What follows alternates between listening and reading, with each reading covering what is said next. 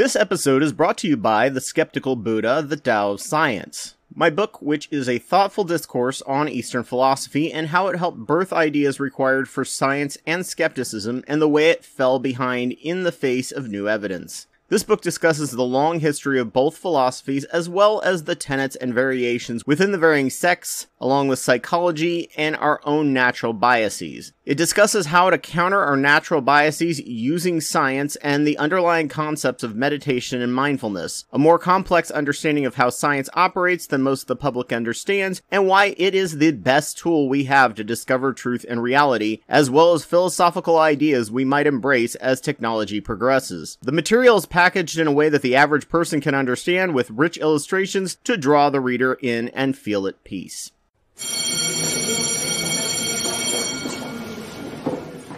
What we call social media, if we really think about it, is actually more of a long-distance communication platform. It's great to keep in touch with people you no longer live near, or in the case of Twitter, never met and probably never will meet. Back in the day, if you wanted to keep in contact with someone far away, you had to call these people that you knew, which was very expensive, or write them a letter, which could take up to several weeks to hear back from. What we call social media now allows real-time interaction with these people, and since we no longer have to wait to catch up on each other's lives, it also provides conversation starters with posts, memes, and shares. When we self-curated what we saw, this led to much more calm and cordial interactions. The problem is that once these companies went public, they would do anything to keep us on their sites more so we could see their terrible ads. This included being 5 times more likely to boost an angry reaction than a like. Once Facebook took away our ability to self-curate, they literally gained the superpower to spread rage, anger, and negative emotions all over the planet, like Ares in Wonder Woman or Psycho Pirate from the DC Comics. They could control our emotions without us even realizing what was happening. From this, we got the rise of at least 5 fascist leaders and 2 ethnic cleansings. It's why I'm so big on pushing the Fediverse platforms like Friendica and Mastodon, which all have the same functions of those long-distance communication platforms, but you're the one in charge of curation, and it's open source and can never be co-opted by a corporation for money. It's a long-distance communication platform owned by and for the people. I've been listening to a lot of St. Andrewism here on YouTube. I've always been sympathetic to anarchism, but always had some real mechanistic issues with it, which most anarchs were terrible at explaining because either they were so deep into the idea they didn't understand what outsiders don't understand, or they really didn't understand it themselves, and just liked what they knew about it, and it was more idealistic utopian, where you use magic thinking to create a perfect world if only we did X, as opposed to applied utopianism, which is where you create a theoretical model of a utopia and how it would function as a way to come up with ideas to make the real world a little closer to that utopia that we know can never fully happen. St. Andrewism has been filling in some of these gaps in my understanding of anarchism, and the biggest eye-opener is the theory of community and organizing and belonging. Just how much we've been fractured from each other, purposely and organically, as a way to make sure we have to buy one of everything, and feel like we have to compete with each other by flexing materialistically, and just how disconnected and lonely we feel, so we buy or consume stuff to fill that void like a drug addict. The more I look into our human past and tribal living, the more I realize that humans are naturally wired to self-organize to fill pretty much any scarcity.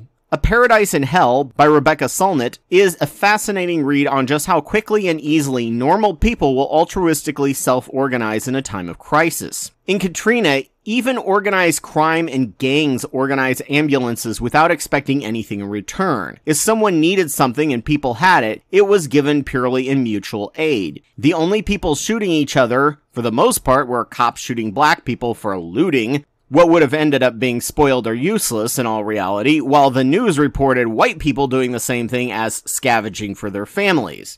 The other violent group was a bunch of white supremacist preppers driving around and having a fun open hunting season on minorities, which the news never really reported on. It's believed that humans in times of crisis will panic, because the elite especially have a Hobbesian view of the little people and see them as irrational, violent ants. Actually, the little people have much more in common with ants in that they naturally self-organize in a time of crisis and scarcity to self-sacrifice while expecting nothing in return for the good of the group. The elites are the ones who are most likely to panic and do things to screw up that natural organic organizing supply chain as they have power to lose. I have a friend who found a letter from her grandfather 100 years ago at age 17 traveling by ship to Australia to start a new life. The thing that kind of blew her mind was just how normal it was to set up and run entertainment committees as there was a shortage of entertainment, and organize their living space and cleaning duties as they were packed together on a ship. This was natural for them and something we lost along the way, which was great for those in power, as we also lost the ability to organize politically or for the access of the fruits of our labor. The free market provided canned and packaged entertainment just like it provided canned and packaged food and goods for a price, so we no longer needed the community.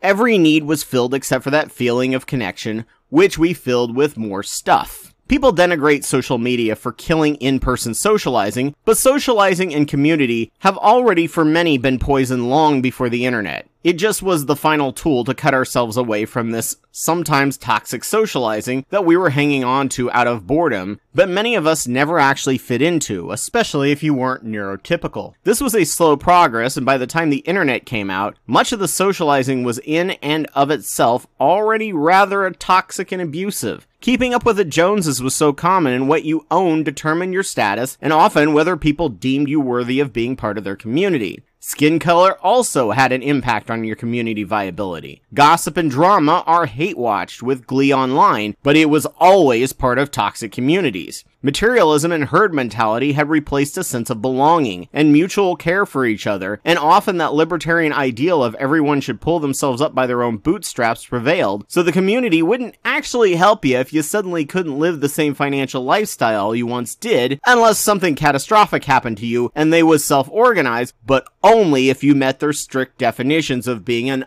undeserving poor. People who felt this was all shallow and alienated, or judged for having a different point of view, or different interests or lifestyles, never fit these now essentially zombie communities that provided one thing: human interaction. Not necessarily connection or support, but they did provide the superficial human interaction, so people still had a semblance of connections we needed. The internet just cut the cord for many, like with cable TV. Many found communities online that they connected with much more closely than in person, though much more separated by geography, so getting that in-person socializing was lost, so we had people in zombie communities getting human interaction but not connection, and we had people in online communities separated by geography with human connection but not interaction. One thing that did was normalize and destigmatize different points of view, interests, or lifestyles, or it would have had social media not found that curating hate made them more money than spreading joy and connection. So one half had one half of their needs met, while the other half had the other half of their needs met, each looking down on each other as being shallow and unhealthy. If we think about it, if these sites were actually social media platforms, they would encourage social interactions offline. Some have come in and tried to fill that void, like Meetup. I would say this would be considered much more of a social media platform. However, I also feel like it's lacking. It is a single-focused community that does one thing, and one thing only usually. If people lose interest in that one thing, they tend to leave. It's not sustainable. It's also not a community of people you can rely on for support, unless that's purely its function, and since it also provides just one thing, if you no longer need that, or no longer have the time for it, you also drop out. It said the community is where you continue to show up. If it's not sustainable and multifaceted, it's a community in the most superficial sense only. Many people who felt a void or need for a certain type of entertainment, if there was enough people interested, self-organized and filled it in person using this platform, but often as interest waned or it grew too big, politics and power-hungry grabs got in the way, souring people to it and ultimately destroying it. Dating sites are also much more social media platforms as they cause real-life interactions, though that is focused on one person at a time, and once you find that one person, or in some cases, enough people, you leave. It builds relationships, but not community.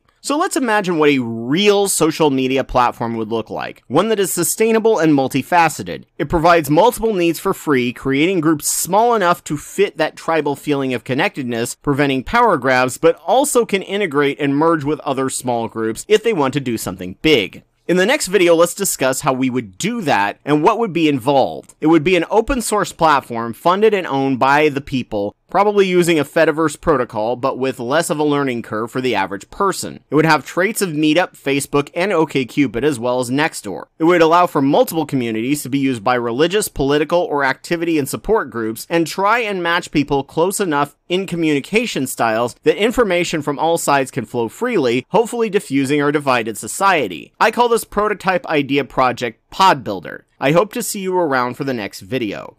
So as always, thank you all for watching this as a video or listening to this as a podcast, which I'm sure was completely uncontroversial to anyone, especially to the YouTube monetization team. So if you found this useful, please donate to my Patreon. Just a reminder that I'm Anubis2814 on YouTube, and I have almost 700 videos on my channel that I've made over the past 11 years on religion, science, psychology, and politics. Please go check them out, and if your site has the option, like, rate, review, and comment. A special thanks goes out to Kendall Copperberg, Mylon Mia, Ogrel, Elias Garcia Guevara, and Joe Taylor for their $10 or more Wapawet level donations. I'm always humbled by the fact that they find my work worth funding and worth driving me forward. Thank you all. Please consider donating to my work if you can, and thank you all for listening.